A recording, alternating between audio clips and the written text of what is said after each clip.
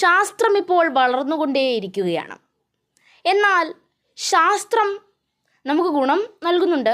നല്ല കാര്യങ്ങളാണ് ശാസ്ത്രം കൊണ്ട് ഇപ്പോൾ ഉണ്ടാവുന്നത്. എന്നാൽ ശാസ്ത്രം കാരണം യുദ്ധമുണ്ടാവുമോ? നമ്മളിന്നത്തെ വീഡിയോയിൽ നോക്കാൻ പോകുന്നത് ഇക്കാര്യമാണ്. അപ്പോൾ പറഞ്ഞു ബോറടിപ്പിക്കാതെ നമുക്ക് വീഡിയോയിലേക്ക് തന്നെ കിടക്കാം. അപ്പോൾ എല്ലാവർക്കും അലണ്ടക് വേൾഡ് 9.0 സ്വാഗതം.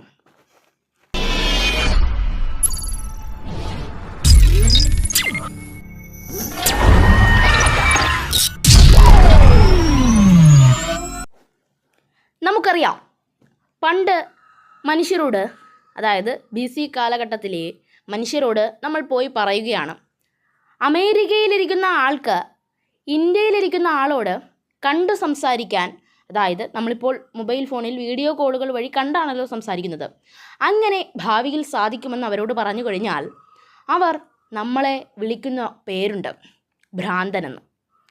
എന്നാൽ ടെക്നോളജികൾ, സാങ്കേതിക വിദ്യകൾ വളർന്നു. ഇങ്ങനെ സാങ്കേതിക വിദ്യകൾ വളരാൻ കാരണം ശാസ്ത്രമാണ്. അപ്പോൾ ശാസ്ത്രം കാരണം സാങ്കേതിക വിദ്യകൾ വളർന്നു. നമ്മളിങ്ങനെ കണ്ട് സംസാരിക്കുന്ന ടെക്നോളജികൾ കണ്ടുപിടിച്ചു. നമുക്ക് ഒരിടത്തു നിന്നും മറ്റൊരിടത്തേക്ക് വിളിക്കാൻ സാധിക്കുന്നു.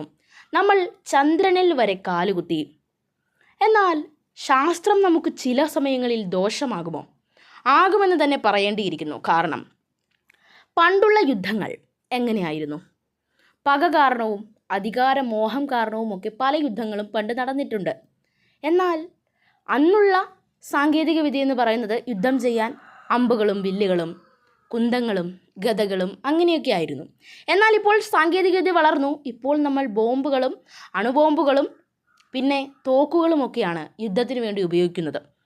ശാസ്ത്രം വളർന്നുകൊണ്ടിരിക്കുകയാണ്. ആയുധങ്ങൾ ഇനിയും മെച്ചപ്പെട്ടുകൊണ്ടേയിരിക്കും. മനുഷ്യൻ്റെ ആർത്തിയും അഹങ്കാരവും കൂടുകയാണെങ്കിൽ ഒരു യുദ്ധം നടന്നു കഴിഞ്ഞാൽ ചിലപ്പോൾ മനുഷ്യന് തന്നെ അത് ദോഷമായി മാറും. ഇതൊക്കെയാണ് യഥാർത്ഥത്തിൽ ശാസ്ത്രത്തിൻ്റെ പന്നവശങ്ങൾ. അതായത് മനുഷ്യൻ ശാസ്ത്രത്തെ നല്ല രീതിയിൽ എടുത്തില്ല എങ്കിൽ, ശാസ്ത്രം കൊണ്ട് മനുഷ്യൻ കണ്ടുപിടിക്കുന്ന സാധനങ്ങൾ, വസ്തുതകൾ നമ്മൾ പന്ന രീതിയിലാണ്, ദുഷിച്ച ചിന്തയിലെ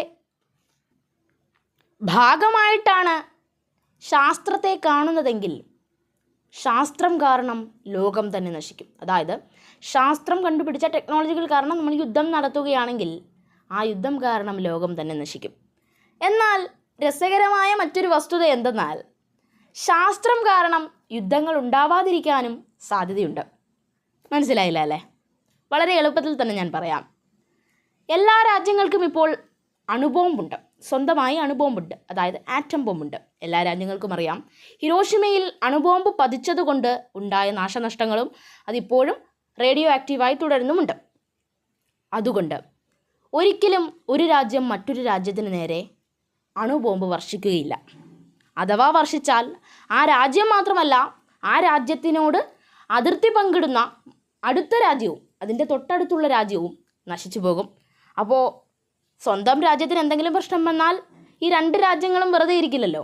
ആ രാജ്യവും ആ രാജ്യത്തിൻ്റെ അടുത്തേക്ക് അണുബോംബ് വർഷിക്കും.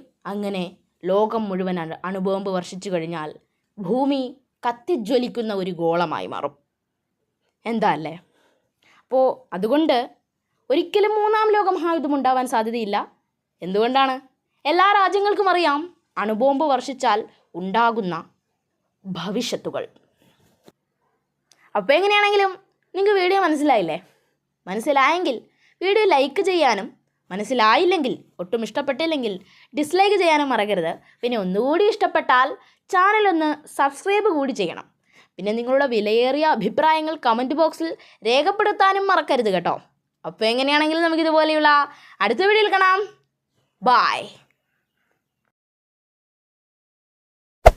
Hey there. Subscribe to my channel. And also press this bell icon.